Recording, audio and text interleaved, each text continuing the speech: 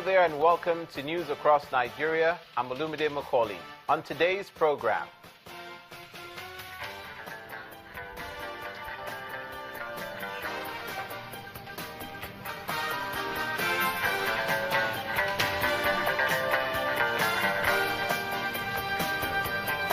Adamawa government to prosecute officials culpable in the 12,000 ghost workers scam.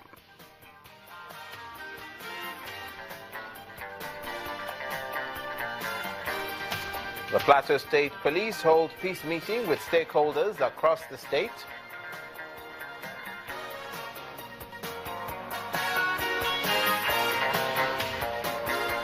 And residents of Ndoro call for help as effect of road infrastructure decay tells on their business and livelihood.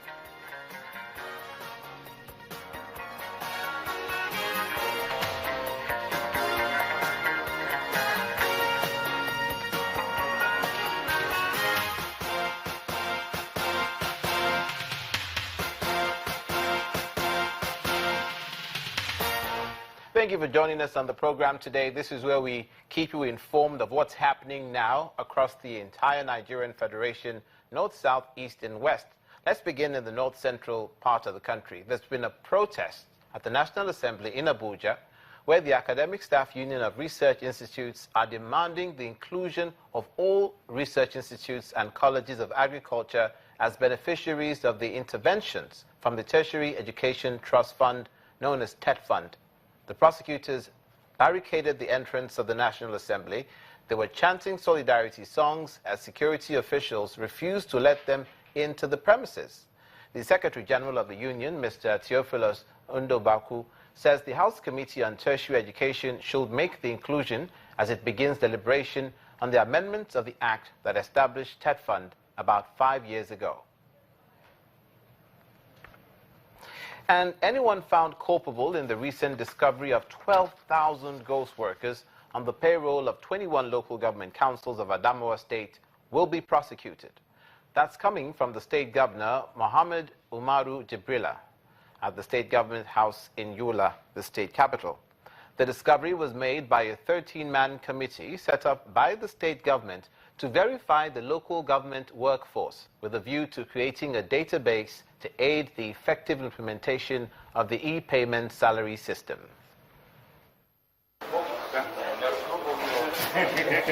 Irked by this revelation, Governor Mohammed Umaru Jibrila summons a meeting of all heads of service of the 21 local government councils in the state.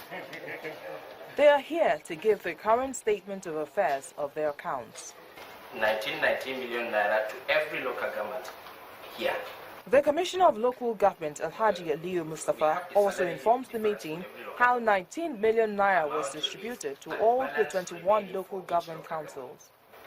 Amount released and balance remaining for each local government, which we're supposed to give them. But actually, for us, we cannot account for this 19 million naira for every local government because we don't have the records from them. And of course, the local government officials respond to the governor's interrogation on how the disbursed money was spent. The evidence is here. That you paid? Yes. All the money? It's not all the money. There's a kind of contradiction which I don't even understand. I even write to the ministry because at times the director and the cashier, they will go and withdraw the money without my clearance. Did you collect the 19? Yes, sir. Did you pay? No, we didn't pay, sir. So the money is in the bank? Yes, sir. Where is the evidence? Statement of account? Yes. After consultation, we agreed to pay the salary, and we have paid up to 18.7 million naira. So the balance is in the bank.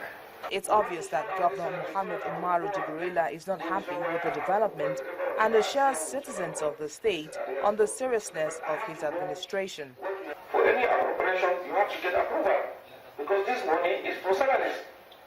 We want to sort out this salary so that I will go and get money somewhere, whatever I see, I will sort out all these areas of the salary. But I have to know what you have been doing with the money. This event is a fallout of pressures mounted by the public over unpaid salaries of local government areas, which affects teachers and health workers in the state. By the committee's findings, The state government spends over 340 million naira monthly and over 4 billion naira annually as salaries for ghost workers alone. The Adamawa State Commissioner of Police, Alhaji Ghazali Mohammed, was also present, promised to investigate the faulters and bring the perpetrators to book. From the north to the northwestern part of the country now, Governor Nasir El-Rufai of Kaduna State has flagged off the sale of affordable bags of fertilizers to farmers for the 2016 cropping season. Speaking during the flag-off ceremony in Giwa local government area, the governor says his administration had since inception removed subsidy on fertilizers due to the alleged corruption associated with it. This fertilizer that we are selling to our farmers this year at 4,000 naira per bag has no subsidy element. We are not subsidizing anything. In fact, the state government has not put in a penny in this process other than provide our storage facilities and warehouses for the sale of fertilizer. We are able to do so by negotiating a very good price from the manufacturer of the fertilizer, and we arranged with a distributor in Nigeria that will bring it in and deliver to every farmer in Kaduna State at the rate of 4,000 naira. There is no subsidy, and still the farmers are getting it at about 60% of the market price. Our farmers, I promise, are going to benefit from the AMCO borrowing program. Whatever the state government needs to do to remove the obstacles to the program, we will do so this week. Governor of Kaduna State, Mr. Nasir El-Rufai. From agriculture to security in Plateau State, where the State Police Command has brought residents of various groups and occupations together for a meeting on peace and security. During the discussions, the State Commissioner of Police commended the commitment of the various groups and individuals involved in maintaining the peace currently enjoyed in the North Central State. It's a gathering of security chiefs, traditional rulers, community leaders at the police officers' mess in Jos, North Central Nigeria. The essence is to foster peace among various groups in the state and explore avenues for continuous mutual understanding. Security situation in Plateau State now can be categorized as calm and stable compared to the past. This, by the special grace of God, is as a result of dialogues, consultations, and proactive measures put in place by the government and the collaborative efforts of the various security agencies and other stakeholders. Issues ranging from cattle rustling, chieftaincy disputes, farmers and herdsmen clashes are on ground, and representatives of the affected groups express their opinions. I am not talking with records, but records are there. That prior to these past months, farms have suffered significant loss of cattle due to cow rustling. We have cases, 22 cases of cattle rustling in Plateau State. Though we have achieved a lot with the collaboration with the security agencies and other traditional rulers, we are able to recover immediately 18 different cases or heads of cows. While commending the efforts of the police at stemming the tides of violence previously experienced in the state, the leader of the Yoruba community seeks for more security attention. It should help us with regular police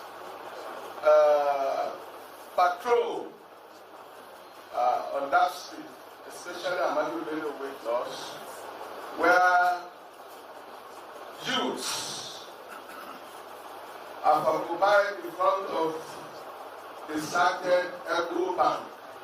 The town hall meeting is meant to urge peaceful coexistence amongst the people of the state, as well as consolidate the state of security currently being enjoyed. And this appears to be a vital step towards a better Plateau State.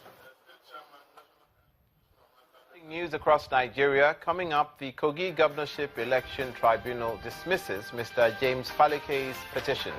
Please stay with us.